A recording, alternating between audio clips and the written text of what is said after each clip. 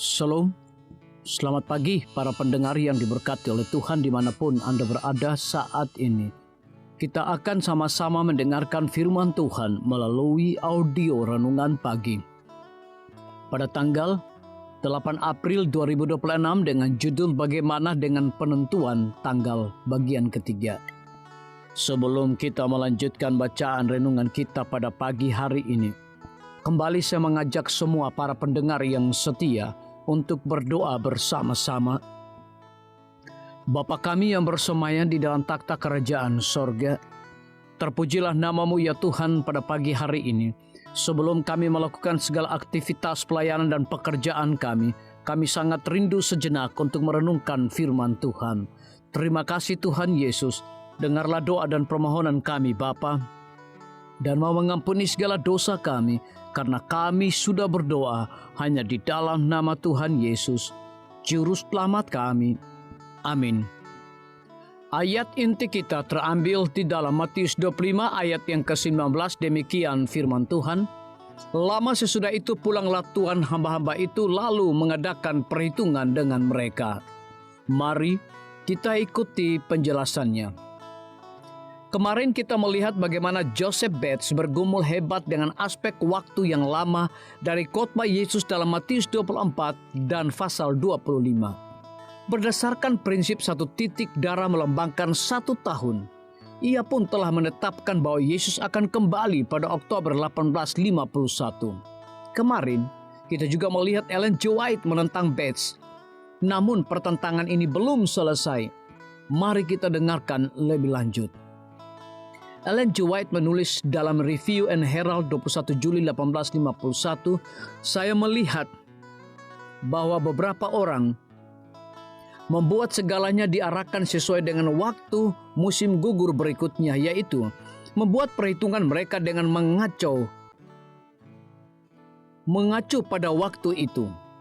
Saya melihat bahwa ini salah. Karena alasan ini mereka bukannya menghadap Tuhan setiap hari untuk mengetahui tugas mereka saat ini, tetapi mereka melihat ke depan dan membuat perhitungan mereka seolah-olah mereka tahu pekerjaan itu akan berakhir pada musim gugur ini, tanpa menanyakan tugas mereka kepada Tuhan setiap hari.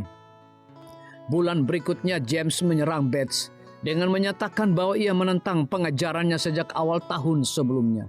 Merujuk secara khusus pada teori Bates, White menulis bahwa beberapa orang yang telah mengajarkan seperti itu sangat kami hargai dan kami mengasihi mereka dengan sungguh-sungguh sebagai saudara, dan kami merasa bahwa sudah sepantasnya bagi kami untuk tidak mengatakan apapun yang dapat menyakiti perasaan mereka.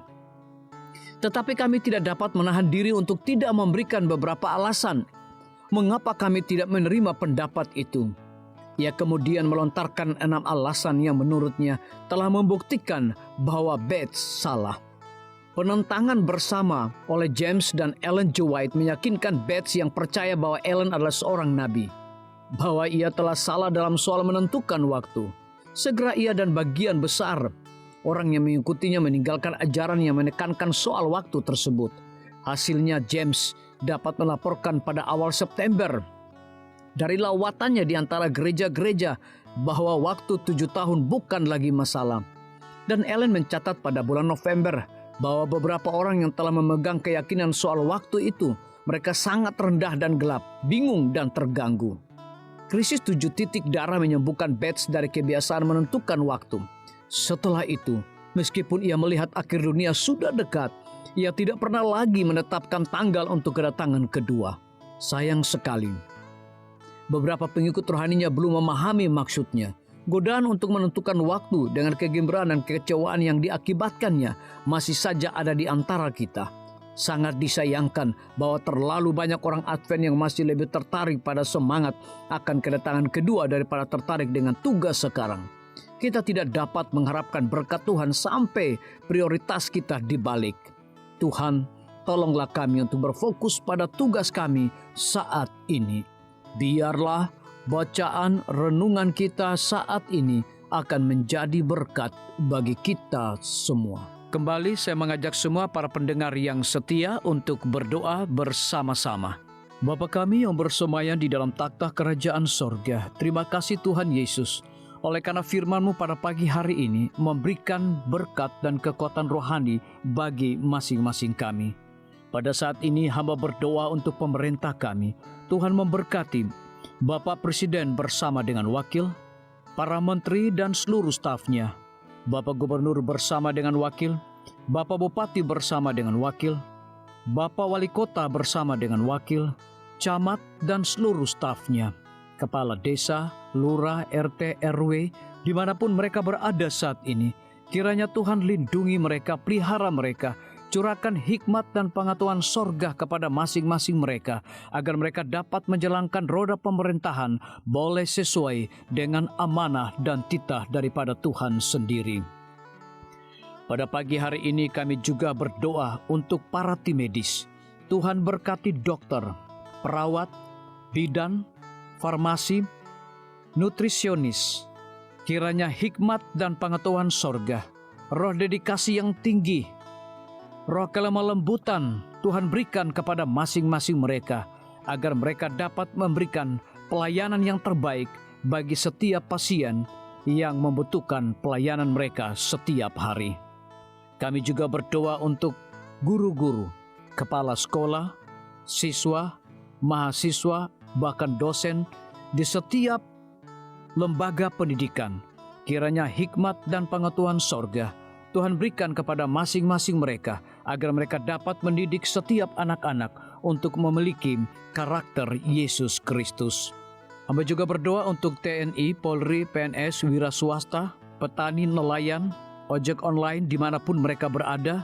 Kiranya berkat dan sukacita sorga Tuhan juga berikan kepada masing-masing mereka, agar mereka juga menjadi saluran berkat bagi sesama manusia. Para pendengar yang setia yang berulang tahun saat ini dimanapun mereka berada, biarlah dengan bertambahnya usia, mereka semakin hidup bersyukur dan berterima kasih kepada Tuhan setiap saat. Yang berada di dalam kebimbangan, ketidakpastian hidup, Tuhan berikan iman yang teguh dan pengharapan, agar mereka tetap percaya akan janji Tuhan setiap hari. Terima kasih Tuhan Yesus, dengarlah segala doa dan permohonan kami Bapa, dan mau mengampuni segala dosa kami, karena kami sudah berdoa hanya di dalam nama Tuhan Yesus, Juru Selamat kami. Amin. Demikian firman Tuhan yang telah kita dengarkan.